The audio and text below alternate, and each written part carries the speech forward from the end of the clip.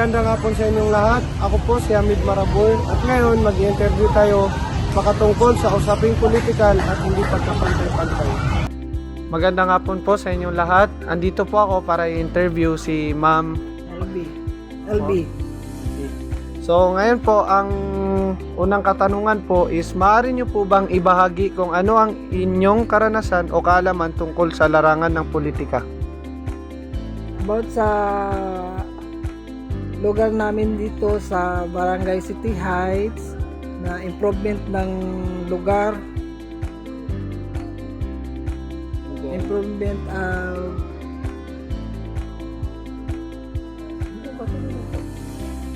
improvement lang, tsaka yung mga cleanliness sa lugar ng Barangay City Heights.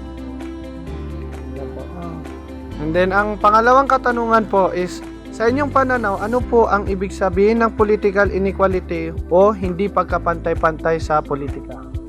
Hindi pagkapantay-pantay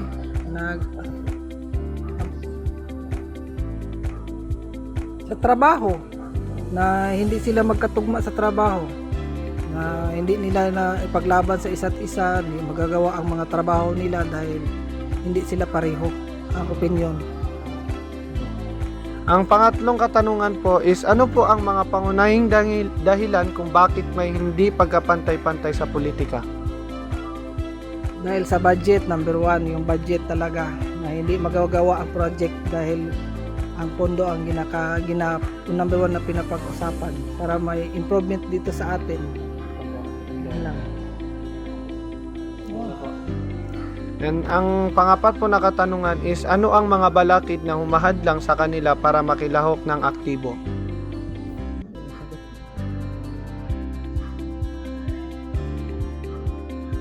Corruption.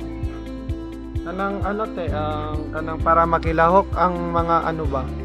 Ano ang balakid na humahadlang sa kanila para makilahok ng aktibo? Na maging aktibo ang mag-unite ang community, yung magtulong-tulong para maging okay ang lahat, maging active ang bawat isa sa membro ng mga politika.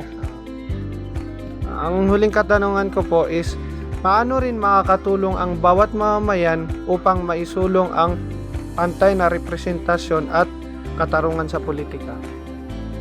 Magtulungan ang mga mamamayan para maunlad ang ating lugar. Yan lang po. And thank you po at maraming salamat po, and yun lang po.